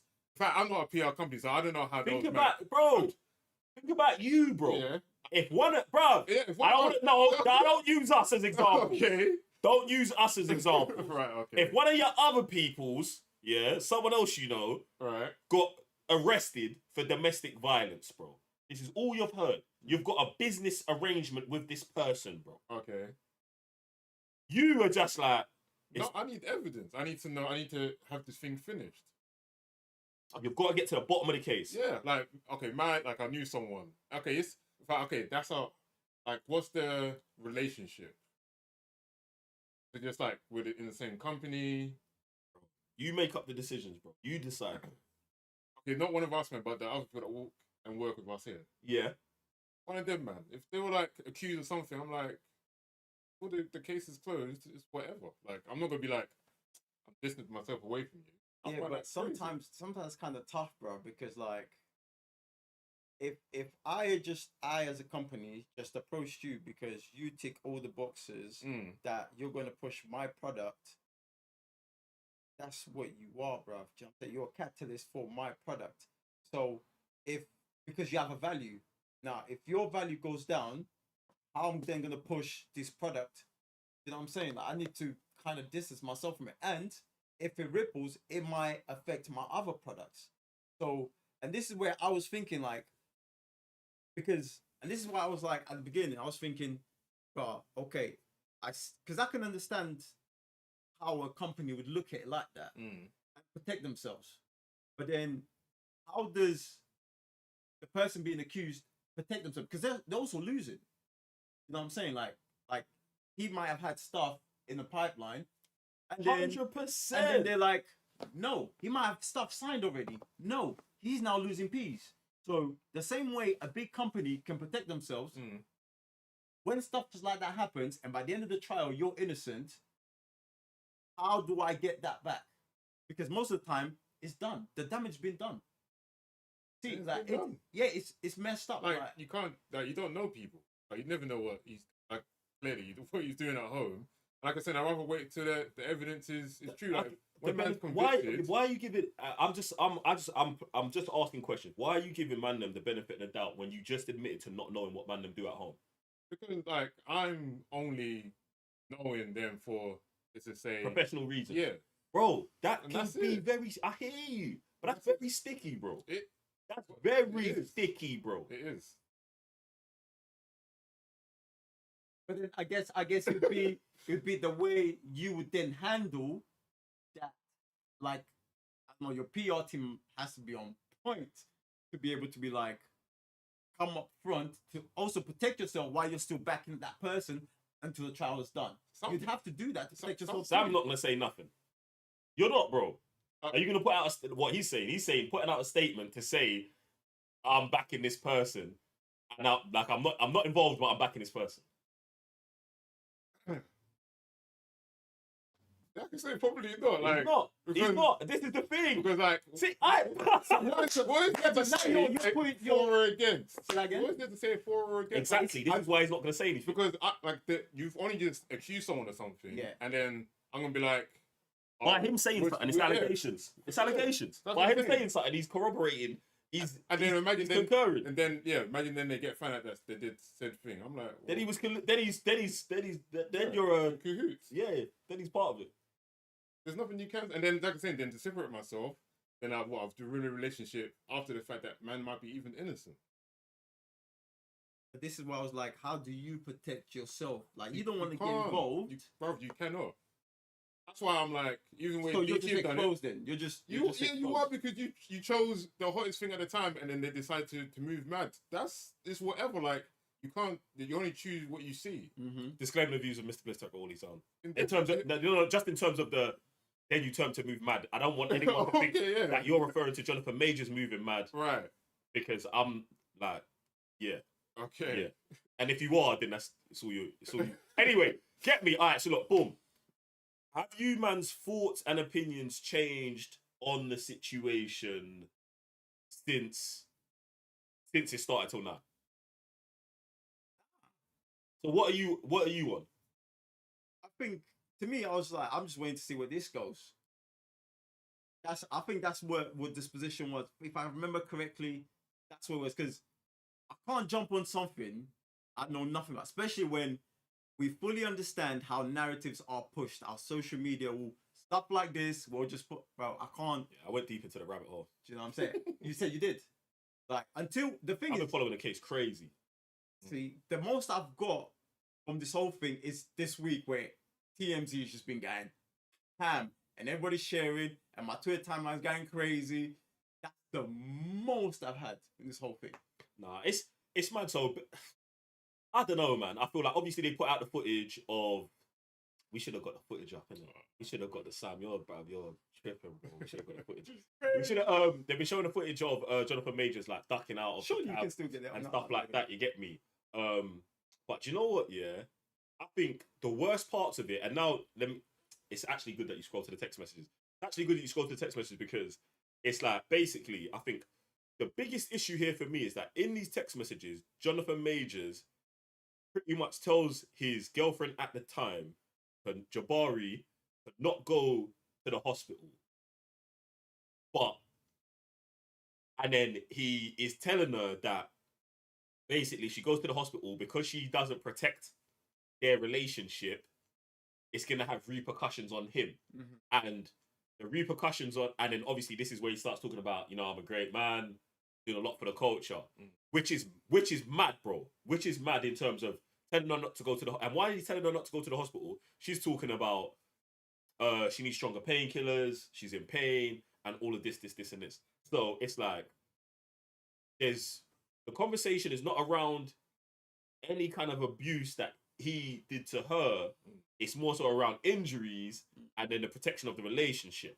You get what I'm saying? So I feel like in terms of everything, that's the stickiest part of this, because it just gives anyone else the opportunity to make up the story of what happened before this conversation. And then if you're going to be one of these people who are going to lean into, oh, and he's a narcissist because he knows, because, you know what I'm saying, because he got paid 60 million this year to act in movies.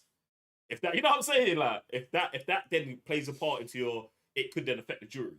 So I feel like this is the stickiest part of it. But I think all of the video footage and all of that other stuff is helping Jonathan loads, bro. Because you know when, and let me go, I don't want to go to like personal experience, because it's not talking about a personal experience, but I'm talking about me just being who I am, yeah. Like when I watched that video of Jonathan Majors, yeah, a big black man handling a woman, yeah, in a car, like out in public, I know he was not trying to hurt her, bro. From watching, bro. And this is like because he can at any moment use way more force, and he could do anything. And even when, yeah, people are watching and you're in a situation like this, to have, what I'm gonna say is the level of restraint you see him have with her, and then the way he runs for blocks, bro. He's outer, bro. When I see that, I'm like, this is a man trying to actually escape from the situation, bro. And it's like, someone might be like, and then obviously, so the incident in the car is, they're in the car, he gets a text message from someone, which is a song and a spicy message. She's like, can I see your phone? Then it goes to stories. One story is that she grabbed the phone out of his hand, yeah, turned, and then he attacked her, started choking her, beating her, then opened the car door. She's trying to get out now on him, and he's throwing her off, and then running away. Okay, and then the other story of like, which seems more plausible to me, that he's seen something on his phone, she's asked for it, she's then tried to reach in and get it, been met with a firm stiff arm, boom, like, what are you doing? Then it's ensued more, leading him to exit the vehicle. Like, the pressure's coming from here, so I'm now like, oh, we've stopped. I'm like, and then you can just see the rest from the footage of him like, get off me. I'm out. Like, that story seems to tell itself. A lot more, yeah, because there's no way if someone's choking you, you're going to chase them. And she almost got hit by a car for chasing you. But it's not, it's even the way the man backs out of the car for me, because it's like, there's no way you're choking someone on the other side of the car and you're backing out the way he was backing out. Bro, it's crazy. But yeah, my bro, there's that, and then obviously after she goes to the club that night, she's okay. Yeah, but okay. So look, let me put some disclaimer, or I don't even know if this is a disclaimer or a caveat. Like, okay, it is said that sometimes trauma victims, which is what we're going to say that she is, yeah, trauma victims do things that seem out of the ordinary after a situation, potentially. So what happens is she chases him down the street. After she chases man down the street, she's wandering, she meets a group of people, they're going to a birthday party, and they're like, oh, and I guess she tells them, oh, Jonathan Majors is chasing me, whatever, some shit. And they go all together. Then they're all in the club. She's in there buying drinks. This was all on CCTV footage. The hand that is supposed to be broken in this situation, she's using it to buy drinks, sign receipts, and all of this kind of stuff.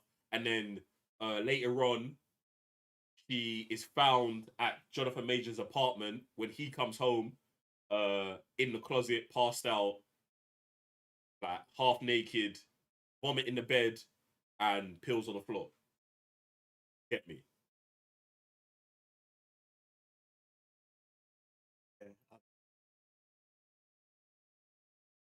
I'm recounting the story, bro. You man, I don't know what that. Listen, I'm just doing my job. Get me? To me, yeah. I don't want to get too bad. Bro, I said I was holding it in, man. I'm dying inside, bro. This whole thing, all I know, yeah. This is what I can tell you, yeah.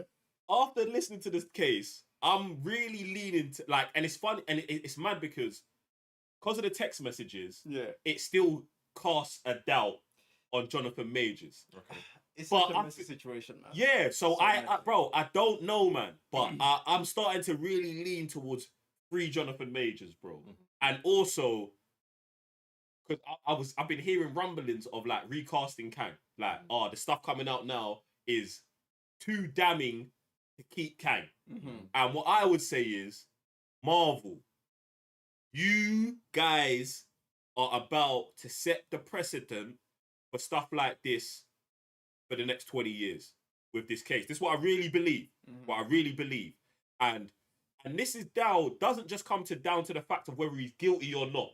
It comes down to the nuances of like how far you're supposed to go with someone that you have put faith in without irreparable proof of wrongdoing. And even in wrongdoing, it wasn't self-defense or something. Like, do you know what I'm saying? Like, you've got like, and the thing is, because Warner Brothers just went through this with Ezra Miller.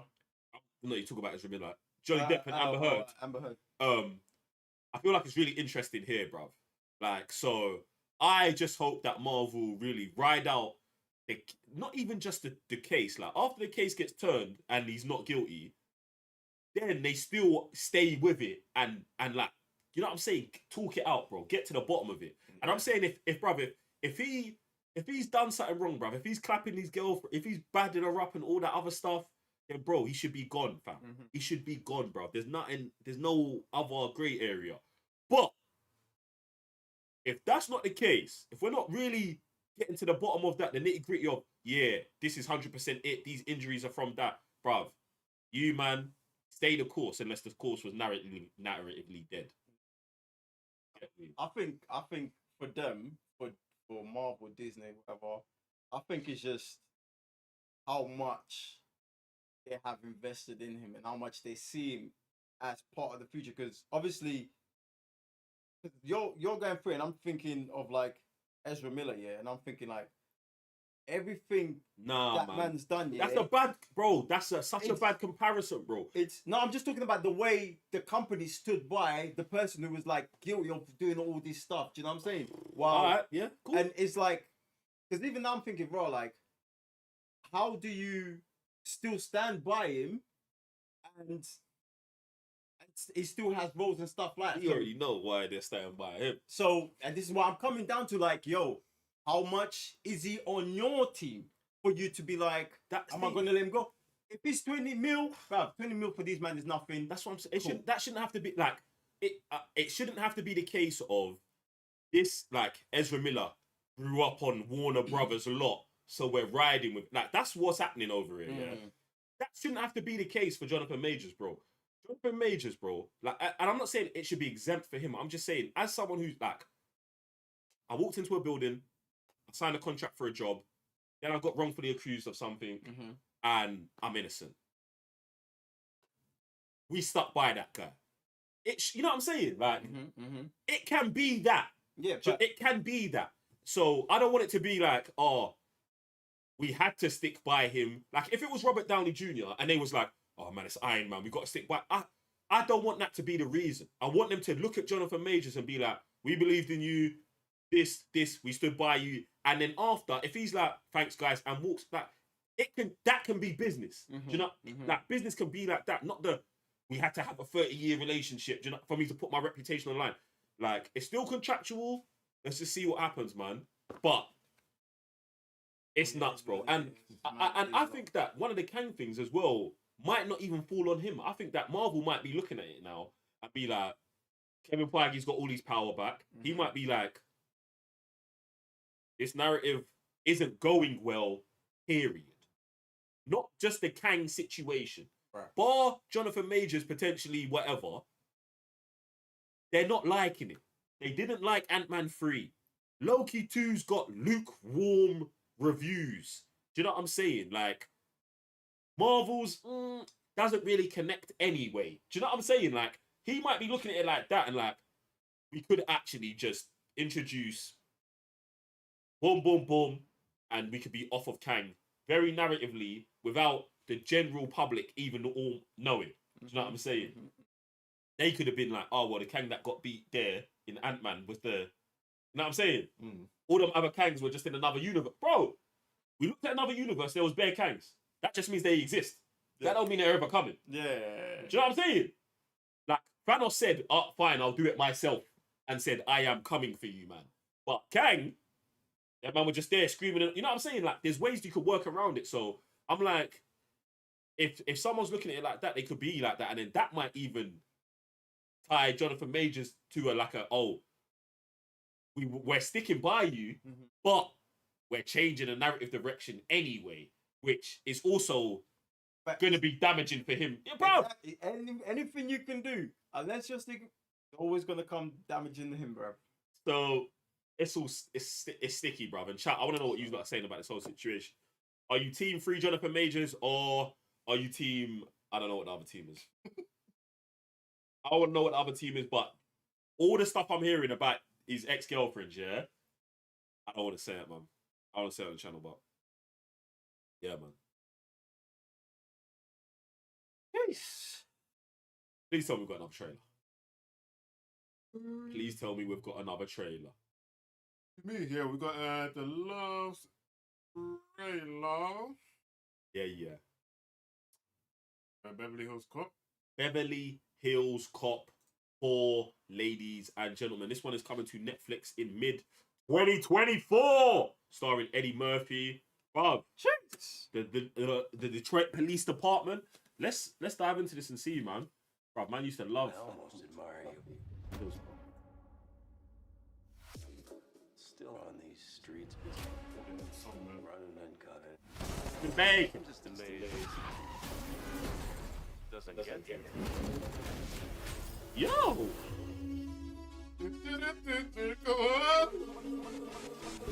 Come on! Ooh! That mix was crazy. I'm gonna be fine.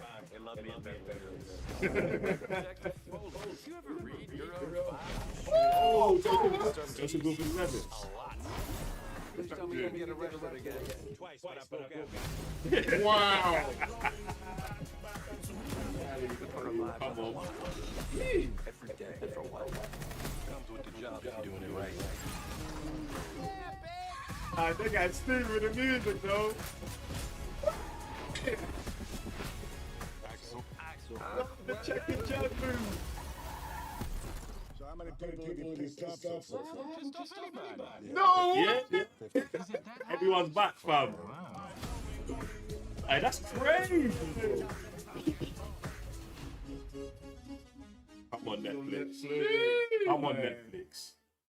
Oh, man. You know what? You see the tone of it looked a lot more grittier than I expected it to be, bro. I expected it to be way more colourful, bro. I like that, man. I like that tone, bro. Even like Eddie Murphy as Axel Foley himself, he obviously the jokes are there, but they're not like his smiley self. Yeah, Even the way he was like, "Oh, I've been arrested today, but I really broke out." He would usually be more quippy about it. Yeah, he's a 20. It's that's like, what I'm saying. Yeah, it is legitly. It feels like from the trailer like he's actually grown up. Yeah, but it's still the same. I like that, bro. That's what I'm saying about the tone. It's like it doesn't seem as much as a comedy as the old ones, but it is still him. Like, do you know what I'm saying? That it's good that they captured it like that, man. That's cool, man. Bro, come on, man. Just run it back, man. No, one time for Cali. This mix goes crazy, though. Still on these streets, running uncut. I'm just amazed. Doesn't get you.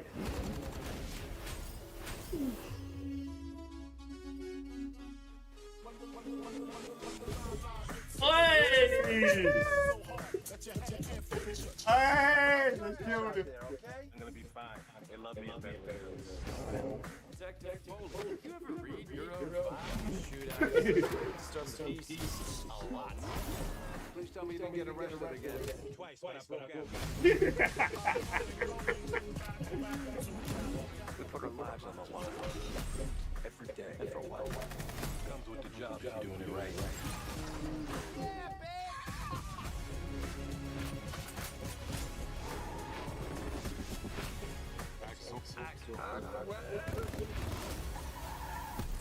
So how many people pissed off so far? Pissed off anybody. Yeah, 50-50. Is it high? So far. Hard. I tell you what, one of the great things sometimes about watching movies, like seeing someone you grew up watching, like here now and still here, like doing stuff, bro. That's such a good feeling, man. It's legit, bro. I see man 60 as well, bro. Bro. Good, bro. Good, bro. Say man 60. Yeah, bro. Don't crack, bro. Bro, look at his teammates, bro. Like his partner, bro. Bro. It's mad, bro. Bro, I don't remember that old. Oh, man. Jesus. Still even like a spring chicken and that, yeah. Come on. Listen, ladies and gentlemen, I want to give you lot one last opportunity to get any of your super chats in.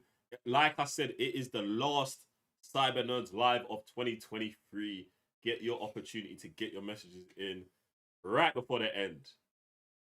Have we got any? Of that, we've got Reese Roberts with his first ever super chat. Come on, Reese. What's good? Come on, Reese. Come on.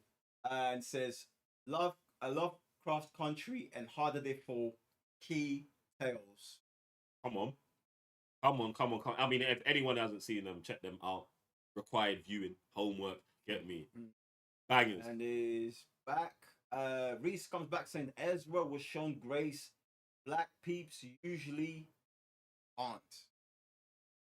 You think Ezra was shown grace? It's not grace, bro. It's not grace. No. And it's the thing. And I'm not asking for grace for Jonathan Majors, bro. It's not about like giving grace and not getting grace. And I don't want grace for Jonathan Majors.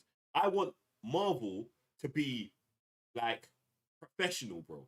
Like not jump the gun, not be reactive. I want them to be professional. That's what I'm asking for. That's not grace, bro. That's just that's professionalism. And it's like up to this point, they've been doing it already. So, and I think the case is gonna close soon. Do you know what I'm saying? Maybe it's gonna close today. Obviously, they're no man are running on New York time, so it might close today, might close early next week. But be professional and let's see what I want. You get me? But yeah, man, what you said? Yeah. Merry Christmas. Merry Christmas. Happy New Year. Happy holidays, guys. It's been a great year for us. I'm looking forward for 2024. Shout out to everybody that's been through here. Everyone's been supporting us. Everyone's been tapping into the lives. Whether it's the gaming channel, whether it's the anime channel, whether you're on Patreon. Much love. Appreciate you guys. It's always love. And we'd like to see you guys back here next year. And with more brand new subscribers too. Thank you. Yeah. Ladies and gentlemen, listen, we've got more videos dropping. Obviously, like I said, it's the last live of the year. We're gonna be back next year with more lives every Friday. So don't worry about that. Make sure you're locked into the channel, subscribe, and all them things there. And you know what to do between now and then. Watch more of it. I'm Jay, one further Cyberlands. Reverend GS. Sam, Mr. Blitz Tech. See you next time. Peace.